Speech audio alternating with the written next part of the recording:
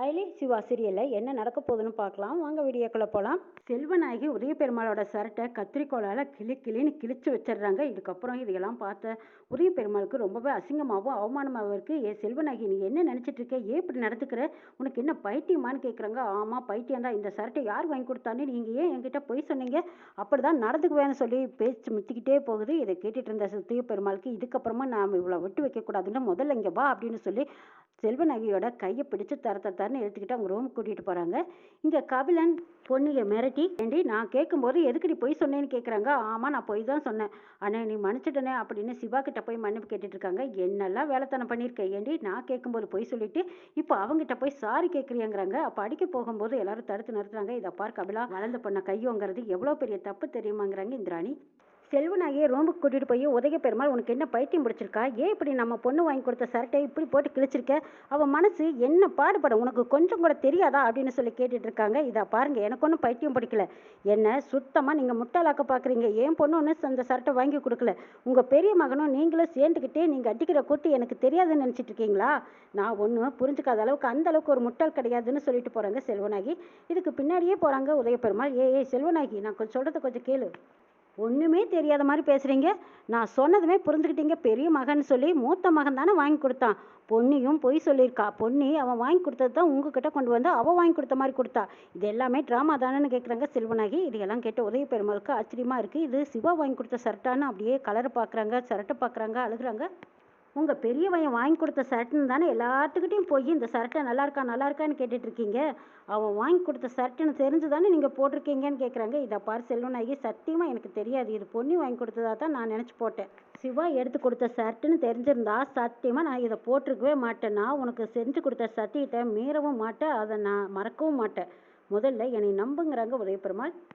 இதுக்கு தாங்க அவனை வீட்டை விட்டு வெளியே அனுப்பணும்னு சொல்கிறேன். இங்கே பாருங்க, அவன் என்ன நினச்சாலும் சரி, இந்த வீட்டில் அவன் நினச்சது நடக்கக்கூடாது.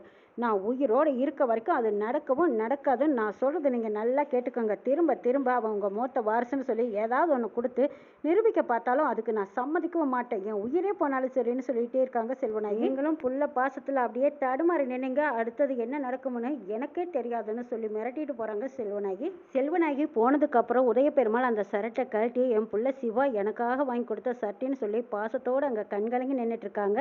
இங்கே சிவாவும் அங்கே நடந்தது எல்லாம் நினச்சி பார்த்து உட்காந்து அப்படியே கண்ணீர் மழுக்க உட்காந்துருக்காங்க.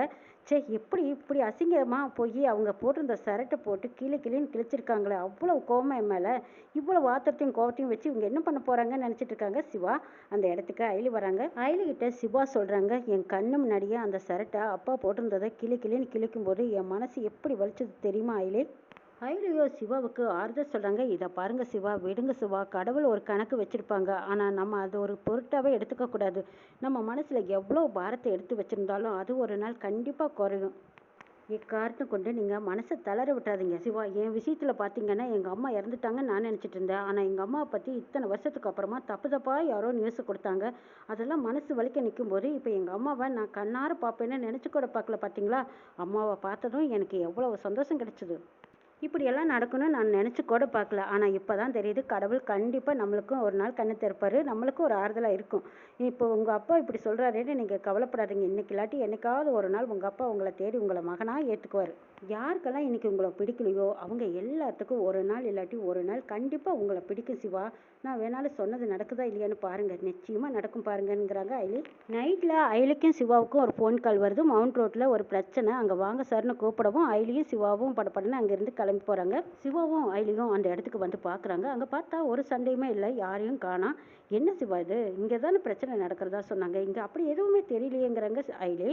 இது கேட்ட சிவாவும் ஆமாம், ஆனால் நம்ம டிபார்ட்மெண்ட்லேருந்து தான் எனக்கு கால் வந்துச்சு, இங்கே வந்து பார்த்தா ஒன்றையுமே காணுமே. அயலி, ஒருவேளை நம்மளை டைவர்ட் பண்ணிவிட்டு நம்ம வீட்டில் ஏதாவது பிரச்சனை நடந்தால் என்ன செய்கிறதுங்கிறாங்க. அடடா ஆமாம், அப்படி இருந்தாலும் இருக்க வாய்ப்பு இருக்குது, சரி வாங்க உடனே கிளம்பலாம் அப்படின்னு சிவாவும் அயலியும் அங்கே கிளம்புற நேரம் பார்த்து போட்டுட்டு 5-6 வண்டிங்க சிவாவையும் அயலியும் சுற்றி வந்துட்டு இருக்காங்க.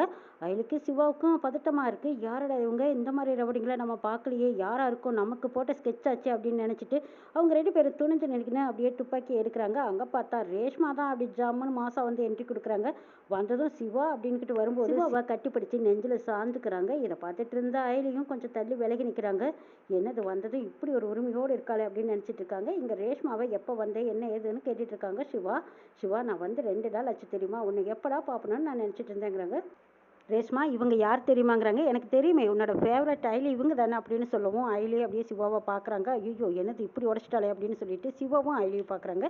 இங்கே ஐலிக்கு சிவாவுக்கும் அப்படியே மனசுக்குள்ளே ஒரு காதல் வலை ஓடிக்கிட்டே இருக்குது. ரேஷ்மா பார்த்துட்டு உன்னோட ஆளுக்கிட்ட என்ன அறிமுகப்படுத்த மாட்டியான்னு ரேஷ்மா கேட்கும்போது, ஐலி இவங்க தான் ரேஷ்மா, என்னோட காலேஜ் ஃப்ரெண்டுன்னு சொல்லி அறிமுகப்படுத்திக்கிறாங்க. ரேஷ்மா என்னை பார்க்குறக்காக இப்படியா ஷாக் கொடுப்பேங்கிறாங்க. ஆமாம், உன்னோட பிறந்த நாள் அல்லவா, அதுதான் கொண்டாடலான்ட்டு நான் உன்னை கூப்பிட்டேன், இந்த கேக் விட்டு அப்படின்னு சொல்லி கேக் வாங்கிட்டு வந்து கொடுத்துருக்காங்க. சிவாவும் அந்த பிறந்த நாளை இனிமையாக கொண்டாடிட்டு இருக்காங்க. கேக் வெட்டி சிவா ரேஷ்மாவுக்கு ஊட்டி விடுறாங்க. ஆமாம், என்னோட பிறந்த நாளை நீ எப்படி மறக்காமல் ஞாபகம் வச்சிருக்கேன்னு கேட்குறாங்க சிவா. அது ஏன் கேட்குற, நான் சொல்லுவானா, நீ வருத்தப்படக்கூடாது, எங்கள் பாட்டி இறந்தனாலும் அதுதான் அப்படின்னு சொல்லவும் சிரிக்கிறாங்க. அட, பாட்டி இறந்தனால ஞாபகம் வச்சுக்கிட்டு என்னோட பிறந்த நாள் கொண்டாடுறியாங்கிறாங்க. அப்போது ஐலியோட முகம் அப்படியே சுண்டி வாடி வதங்கி போயிடுது. சுருக்கமாக இருக்கு. ஐலிக்கும் கேக் ஊட்டின சிவா ஏன் ஒரு மாதிரி ஆயிட்டின்னு கேட்குறாங்க. சிவா, இந்த ஐலியை பற்றி எங்கள் அப்பா எவ்வளோ பெருமையாக சொல்லுவார் தெரியுமா, இந்த ஐலி மூலமாக தான் நானும் டிபார்ட்மெண்ட்டில் கூடிய சீக்கிரம் ஜாயின் பண்ண போகிறேங்கிறாங்க ரேஷ்மா. எங்கள் அப்பாவை பார்க்க போகிறேன், லேட் ஆயிடுச்சுன்னா அப்பா திட்டுவாங்க, சரி நம்ம எல்லாரும் சேர்ந்து ஒரு செல்ஃபி எடுத்துக்கலாமான்னு சொல்லிட்டு ரேஷ்மா அவங்க கூட எல்லார்ட்டு கூடயும் செல்ஃபி எடுத்துகிட்டு அங்கேருந்து கிளம்பிடுறாங்க. ரேஷ்மாவை பற்றி நம்ம சிவா ஐலிக்கிட்ட நிறைய சொல்கிறாங்க. இது விஜயகுமாரோட பொண்ணு, நாங்கள் ஸ்கூல் படிக்கும்போதே எல்லாம் ஒன்றா படித்தோம் தெரியுமா. இதை பாரு ஐலி, ரேஷ்மா கிட்ட நான் நிறைய தடவை சொல்லியிருக்கேன், நீயும் ஐலி மாதிரி போலீஸ் ஆவான்னு சொல்லியிருக்கேன். ஆனால் அவள் அப்போவெல்லாம் கேட்கவே இல்லை, பிஸ்னஸ் மேனாக தான் வருவேன்னு சொல்லிட்டு இருந்தா. ஆனால் இப்போ உன் பேரை கேட்டதும் உன்ன மாதிரி வரணும்னு நினச்சி ஆசைப்பட்டிருக்கா பாரு. இப்போ திரும்பவும் அப்படியே டிபார்ட்மெண்ட்டில் சேர போகிறா, ரொம்ப ஜாலியாக இருக்குங்கிறாங்க. ரேஷ்மா மட்டும் இந்த டிபார்ட்மெண்ட்டில் சேர்ந்துட்டானா நம்ம எல்லாத்துக்குமே ரொம்ப ஜாலியாக இருக்குது. கொஞ்ச நேரத்தில் பாரு எல்லாத்தையும் எவ்வளோ இம்ப்ரெஸ் பண்ணியிருக்கான்னு சொல்லி ஜாலியாக பேசிகிட்டு இருக்காங்க சிவா. ரேஷ்மா வந்ததுக்கு அப்புறமா ஐலி ஏன்னா சோகமாகவே இருக்காங்க. ஒருவேளை ரேஷ்மாவும் சிவாவும் ஒருத்தருக்கு ஒருத்தர் நெருக்கமாக பழகிறது ஐலிக்கு பிடிக்கலையோ என்னவோ, அவங்க சோகமாகவே இருக்கிறத பார்த்த சிவா, என்ன ஐலி உனக்கு என்னாச்சு, ஏன் இப்படி அமைதியாக இருக்க, இப்படி அமைதியாக இருக்கிறது எனக்கு பிடிக்கல, நீ சந்தோஷமாக ஜாலியாக இருக்கணும், நீ ஏன் இப்படி இருக்க, சொல்லுன்னு கேட்குறாங்க சிவா. சிவா, உங்களோட பிறந்த நாளை நான் மறந்துட்டேன், ஆனால் நான் தான் முதல்ல உங்களுக்கு விஷ் பண்ணியிருக்கணும். இதை பாரு ஐலி, நீ என்ன வேணும்னா மறந்துட்ட, ஏதோ டென்ஷன், உன்னோட மைண்டில் டென்ஷனாக இருக்கிறதுனால தானே நீ மறந்துட்ட. இப்போ நீ இருக்கிற பிரச்சனையில் அதெல்லாம் நினச்சிட்டு இருக்க முடியுமா என்ன, அதெல்லாம் நான் பெருசாகவே எடுத்துக்கல, நீ அதை பற்றி யோசிக்காத, மறந்துடுங்கிறாங்க சிவா. சிவா ஐலி ரெண்டு பேரும் வீட்டுக்கு போனதுக்கு அப்புறமா ஐலி நிலை தூங்கவே முடியல. ஐயோ பாவம், சிவா எவ்வளவு எதிர்பார்ப்போடு இருந்திருப்பாரு. அவரோட முதல் பிறந்த நாளுக்கு நான் தான் முத விஷ் பண்ணுவேன்னு எதிர்பார்ப்போடு இருந்திருப்பாங்க. நான் விஷ் பண்ணாமல் விட்டுட்டேனே, கடவுளே, என் அம்மா இவ்வளோ நாளைக்கு அப்புறம் எனக்கு கிடைச்சிருக்காங்கங்கிற சந்தோஷம். வீட்டில் வேற நிறைய பிரச்சனை, இத்தனை பிரச்சனைகளுக்கு மத்தியில் சிவாவோட பிறந்த நாளையே நான் மறந்துட்டேனே. அம்மா பேரில் இருக்கிற களங்கம் பழி இதையெல்லாம் தொடச்சி அம்மா பேரில் எந்த ஒரு தப்பும் இல்லைன்னு அவங்க நிரபராதின்னு நான் நிரூபித்து காட்டணும். அது வரைக்கும் என்னோட கவனம் எல்லாம் அவங்க பேர்லேயே தான் இருக்குது. தேவையில்லாமல் அவங்க பேரில் பழிய சொன்னாங்கல்ல, அந்த பழியெல்லாம் துடைக்கணும் சிவா. அதுக்காகத்தான் நான் போராடிக்கிட்டு இருக்கேன். அந்த இடையில தான் உங்கள் பிறந்த நாளையே நான் மறந்துட்டேன், என்னை மன்னிச்சிடுங்க சிவா. கண்டிப்பாக உங்கள் மனசில் அது ஒரு அழுத்தமாக இருந்துகிட்டே இருக்கும். ஐலி எதுவுமே சொல்லலையே, விஷ் பண்ணலையே, பிறந்த நாள் கூட மறந்துட்டாலேங்கிற வருத்தமும் உங்களுக்கு இருக்கும். அந்த வருத்தம் இல்லாமல் இருக்கணும்னா நான் இப்போ என்ன செஞ்சால் உங்களுக்கு அது சரியாக இருக்கும் அப்படின்னு மனசுக்குள்ளேயே நினச்சிட்டு இருந்த ஐலி சிவாவையே உத்து பார்க்குறாங்க. சிவா, எங்கள் அம்மா பேரில் எந்த ஒரு களங்கம் இல்லைங்கிறத நான் நிரூபிக்கணும். அவங்க தப்பானவ இல்லைங்கன்னு எல்லார் முன்னாடியும் கொண்டு வந்து நிறுத்தணும். எங்கள் அம்மாவுக்கு நினைவு திரும்பணும், அவங்க பழைய நிலைமைக்கு வரணும். ரித்திகாவும் சரி, எங்கள் குடும்பத்துலேயும் சரி, எல்லாருமே எங்கள் அம்மாவை புரிஞ்சுக்கிட்டு எங்கள் அம்மா தப்பானவ இல்லைன்னு அவங்களும் தெரிஞ்சுக்கணும்.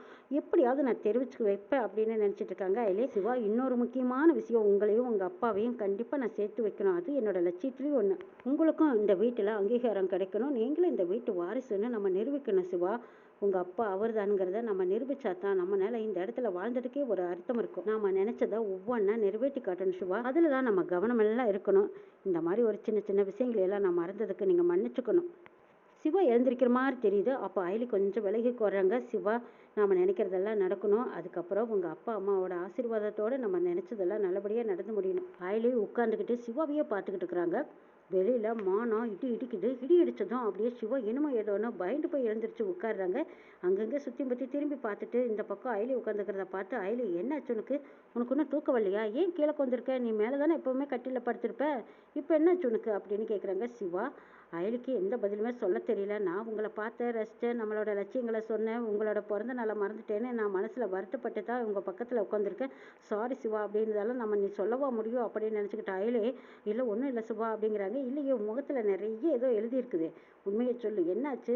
பிறந்த நாளை மறந்துட்டேன்னு இப்போ வருத்தப்பட்டு வந்திருக்கியாங்கிறாங்க. ஆமாம் சிவா, என்னை மன்னிச்சிடுங்கிறாங்க ஐலி. ஐலி, இதெல்லாம் ஒரு பெரிய விஷயமா? நம்மளுக்குள்ள எத்தனை கனவுகள் ஓடிட்டு இருக்கு, எத்தனை லட்சியங்கள் இருக்கு, நம்மளோட வேலைகள் எத்தனை இருக்கு, அதையெல்லாம் தூக்கி போட்டுட்டு இப்படி உட்காந்து தூக்கத்தை கெடுத்துக்கிட்டு நீ பிறந்த நாளை பற்றி வச்சுட்டு இருக்கியே. கேக்கு வெட்டுறது ஒரு பெரிய விஷயமா? இது ஒரு சாதாரண விஷயம். சரி, இன்னைக்கு இல்லாட்டி நாளைக்கு வெட்டினா போதும்.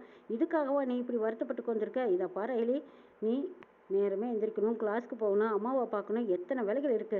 அத்தனை வேலைகளையும் இழுத்து போட்டு செய்கிறது நீ தான். அந்த ரித்திகா கூட உன் கூட எந்த ஒரு வேலையும் ஷேர் பண்ணிக்க மாட்டா. ஆனால் நீ தானே எல்லா வேலையும் இழுத்து போட்டு செய்யணும். போய் தூங்கு ஐலி, அதெல்லாம் ஒன்றும் பிரச்சனை இல்லை அப்படின்னு சொல்கிறாங்க சிவா. இதை கேட்ட ஐலி, எவ்வளோ ஒரு நல்ல உள்ளமான இப்போவே என்னோட உள்ளத்தில் இருக்கிற அன்பு, பாசம், என்னோட காதல், இது எதையுமே சொல்ல முடியலையே அப்படின்னு தவிப்போடு இருக்காங்க. இந்த தவிப்பை புரிஞ்சுக்கிட்ட சிவா அடுத்தது என்ன பண்ண போகிறாங்க, என்னெல்லாம் நடக்க போகுதுங்கிறதையும் நாளைக்கு சொல்ல பார்க்கலாம்.